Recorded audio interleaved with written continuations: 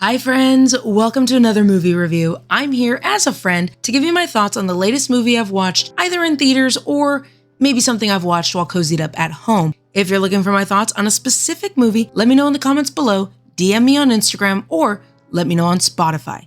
Tune in for new episodes every Friday. Don't forget to follow, subscribe, all the things so you don't miss out on what I'm watching and what we're talking about.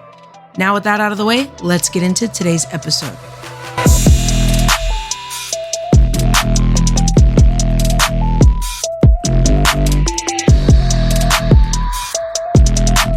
Welcome, my friends, to another movie review. This time, we're talking about the finale to the franchise that I somehow missed. My honey wanted to watch Equalizer 3 when it came out, and I was like, absolutely. Denzel, action. I'm simple, and I like a good action flick, so of course, I got us tickets. Naturally, I wanted to watch the previous two films because, honestly, I didn't remember watching them. And if you follow me on Instagram, then you know how that went. Now that we're all caught up, let's talk about Equalizer 3. Robert McCall is trying to live his life in peace, but he finds solace in serving justice on behalf of people who are oppressed. Robert now lives in southern Italy, and he quickly finds that the people who've welcomed him into their town are under the control of a local crime boss. He tries to maintain his peace, but soon finds himself becoming their protector in order to maintain their peace and his own. I feel like this franchise had a lot of potential, and I want to say that right out because these movies really did have a lot of potential for all of them to be really excellent movies. I'll talk about the franchise as a whole a little bit later in the video, so let's get back on track. Equalizer 3 did not disappoint, but I can see how it falls short. Tackling the location first, I really like the fact that this movie moved the franchise out of a major American city. The locations were refreshing and different. The movie was shot in several stunning locations in southern Italy, and that refreshing and different feeling than the previous two installments really translated through the screen. Yes, we can feel that McCall is an outsider and he's different, but beyond that, there's a charm, history, and realness to these filming locations. Moving on from the locations, I really like Denzel Washington, and if you've been here for a minute, then you know I am a fan of action. Especially that hand-to-hand work, and I like violence in film as much as the next person. This movie checked all the boxes. The action and violence, it's there and it's pretty intense. When it is there and when it is intense, the action takes its time and is deliberate, but there's plenty of that fast-paced action, and there are some comedic moments worked in that I really enjoyed. The violence, again, intense. It's graphic, and the camera does not shy away from showing you Robert McCall doing what he does so well. I would say, however, that this movie definitely focuses more on the story rather than the action and the violence. Speaking of the story, I like it. McCall's search for peace, but again getting pulled back into this life of violence. Of course, this is the whole story for all of these movies, but for this movie, he finds it. And it's that back and forth of trying to retain it. Denzel really sells that internal conflict. So let's talk about the acting. I saw people online giving this movie stars in their review just for Denzel being in it, and honestly, same. On the flip side of that, people knocked the movie for his acting, and I have to say, if you don't like his acting, then just skip the movie. I'm getting ahead of myself here, but what I want to say, going back to a second ago, that internal conflict. Denzel Washington really brings Robert McCall's history and motivations to the surface, or just beneath the surface in some cases, and it's a real treat to see because we're rooting for him to put away that watch and live his life reading books and folding his napkins before getting his tea. Something I really like about the character is the way he carries himself and the way he talks to the bad guys, giving them a chance, but ultimately doing what needs to be done. Next up, we're going to talk about Dakota Fanning as Emma Collins. I love Dakota Fanning, and I think she did a really good job in the role, but I will say that I felt like she looked really young for the role, and she was giving intern and not seasoned CIA analyst. It took me a minute to push this kind of thinking to the side, and once I did, I really enjoyed her character more and more, and that sort of back and forth relationship that she developed with McCall. Alright, you guys, so what did I think about the movie? Is it worth watching? Let's just put it all out there. This is the third movie, so if you've already watched the previous two installments and you're looking for the final film, then of course, go watch this movie. I think this movie got a lot of things right, besides Denzel. The action, the violence, the story, the overall story between all three of these movies, and again, the location and the part it plays in the movie and the story.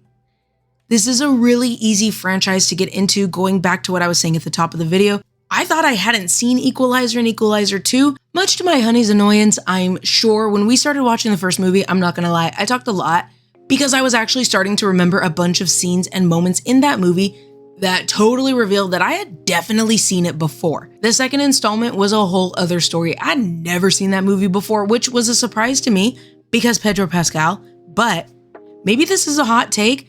It was a predictable movie and it was totally forgettable. I got sidetracked, but what I'm trying to say is if you want a good action franchise that'll check a lot of boxes, this one is an easy one to get into. In place of talking about negative reviews here, I want to say that I somehow didn't see a trailer for this movie before going to see this movie. I did see a few negative reviews online saying that the trailers promised one thing and the movie delivered something else. Having watched the trailer now, I totally agree with this point. Minor spoilers here, I'll put a countdown on the screen and a timestamp in the description below, but a lot of the action was put into the trailer.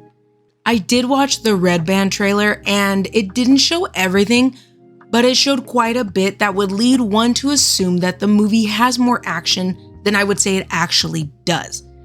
It's a much more of a slower paced story with action tied in. It's not boring at all, but I can see how someone could expect more action and then be disappointed. One thing that really stood out to me was Denzel's Robert somehow meeting his match, which is a missed opportunity here because honestly, the bad guys in this movie are just goons. Maybe it's a metaphor, but the way the trailer positions it makes it seem like one of the bad guys really was a match for him.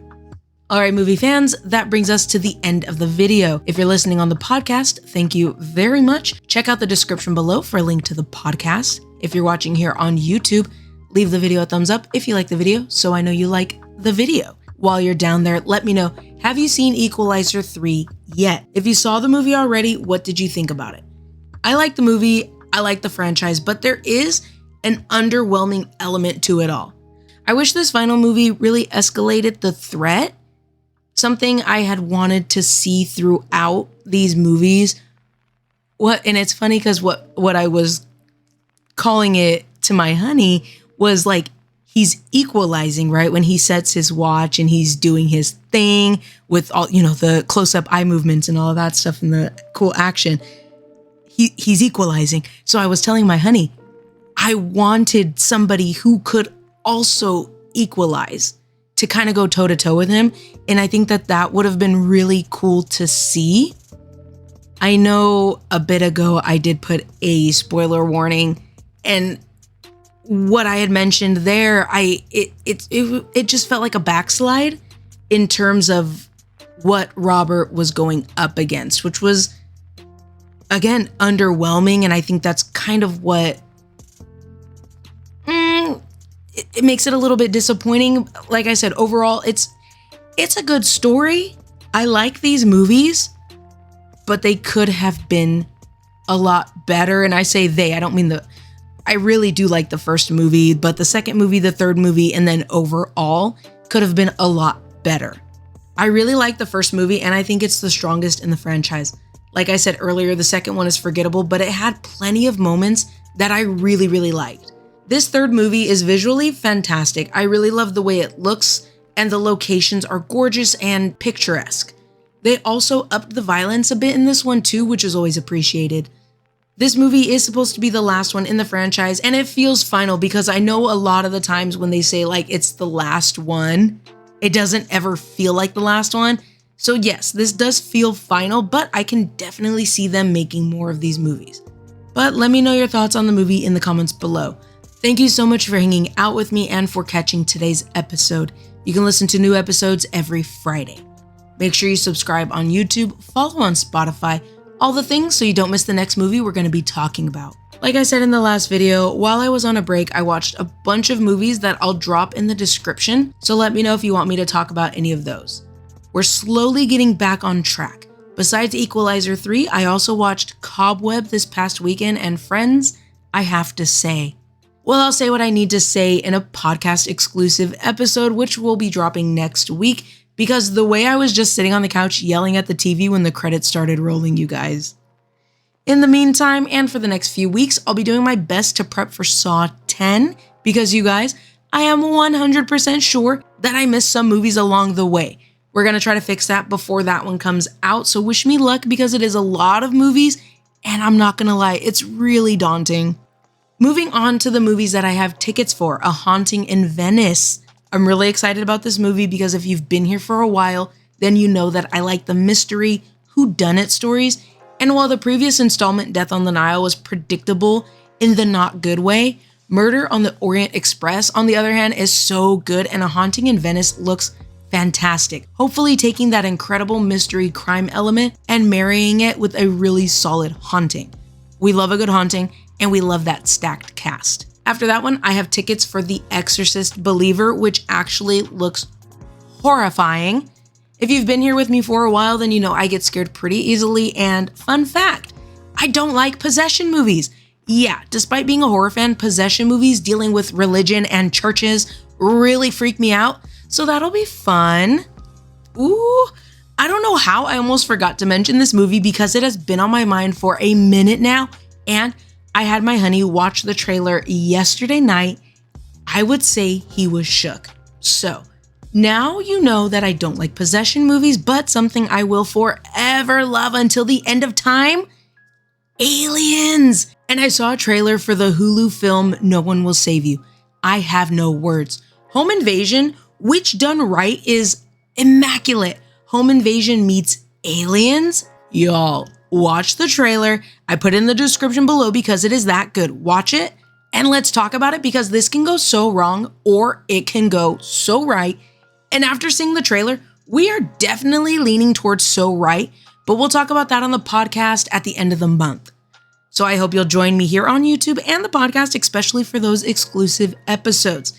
I would love to hear from you guys, so please let me know your thoughts on today's episode or just let me know your thoughts on the movie that we talked about today in the comment section on YouTube or on Spotify. I want to know what you're thinking, so let me know wherever you're listening or on Instagram at a.rocket.review. And I'll talk to you guys next week. But until the next episode, spread positivity, be safe, take care of yourself, and I'll see you guys next time. Bye.